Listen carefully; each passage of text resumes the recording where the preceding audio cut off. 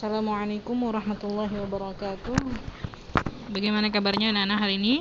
Alhamdulillah. Semoga kalian semua pada siang hari ini dalam keadaan sehat walafiat. Oke anak-anak, untuk pertemuan hari ini kita menggunakan video ya. Oke, jadi silakan disimak baik-baik apa yang akan ibu sampaikan. Oke anak-anak, hari ini materinya yaitu bab 3 Toharoh. Sebelum kita masuk ke pembelajaran yang baru, kita akan mengulang sedikit ya, yaitu tentang toharoh. Toharoh artinya adalah hal yang bersuci atau hal kebersihan. Secara bahasa bisa diartikan seperti ini: bagaimana cara menyucikan diri dari badan, pakaian, dan lain lagi agar boleh sah menjalankan ibadah. Nah, ini toharoh dalam ilmu fikih ada 4, yaitu menghilangkan najis, berwudu, mandi, dan tayamum. Tentu saja yang terpenting dalam toharoh atau bersuci adalah air. Oke anak-anak, di sini dijelaskan macam-macam air, ada 7. Apa aja? Air hujan, air sungai, air laut, air dari mata air sumur, air salju, dan air embun. Oke. Kemudian dari air-air tersebut itu ada pembagian air. Apa aja? Ada 4 pembagian air. Yang pertama, air suci dan mensucikan. Artinya apa? Airnya dapat sah dipergunakan untuk bersuci dan tidak makruh. Air yang semacam itu namanya adalah air mutlak. Contohnya, air yang sewajarnya, berarti airnya bukan yang bersyarat seperti air kopi dan air kelapa, karena itu bukan air yang mutlak. Kemudian yang kedua, ada air yang suci tetapi tidak dapat dipergunakan untuk bersuci. Contohnya apa? Air sedikit yang sudah bekas pakai atau namanya musta'mal. Kemudian air yang bercampur dengan campuran air suci, umpamanya air kopi, air teh, dan sebagainya. Itu tadi air suci tetapi tidak dapat dipergunakan bersuci. Kemudian yang ketiga, ada air yang suci dan dapat mensucikan tetapi makruh ya, yaitu air yang terjemur atau namanya air musyammas. Kemudian yang keempat, yaitu air bernajis atau mutanajis ya. Jadi ini kemarin kita sudah bahas tentang air sedikit dan air banyak.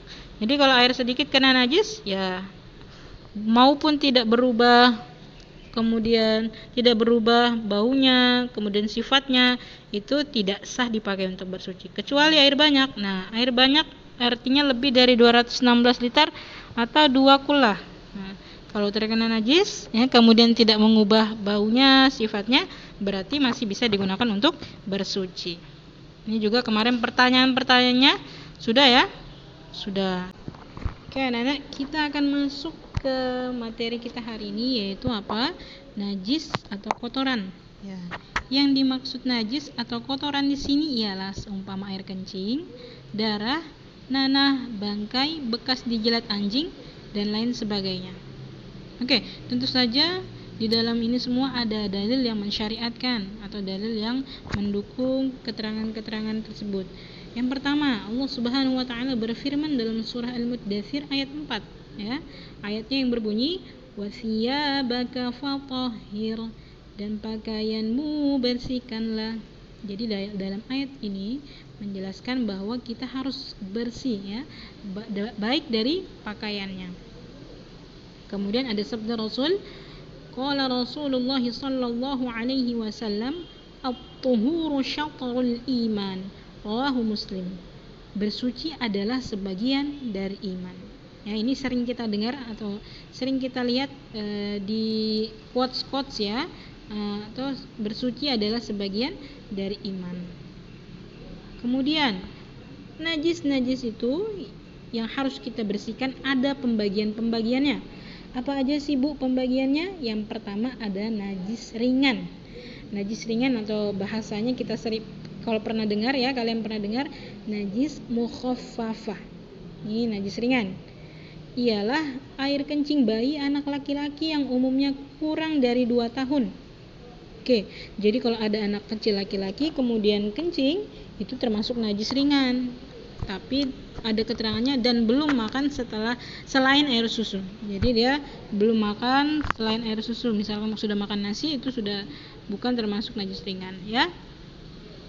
Cara membersihkannya cukup dengan memercikkan air ke bagian yang terkena sampai bersih. Jadi kalau misalkan terkenanya di bagian tangan, ya kita cukup memercikkan air. Kemudian terkenanya di bagian lantai dekat kita, itu cukup hanya dengan dipercikan airnya sampai bersih.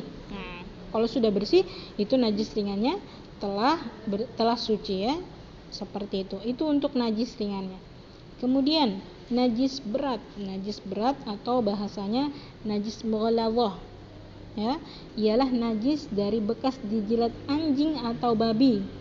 Ini kalau kena dijilat anjing atau babi, itu namanya najis berat atau najis mughalladhah. Kemudian bagaimana cara membersihkannya? Yaitu yang pertama, lebih dahulu hilangkan wujud benda najis itu.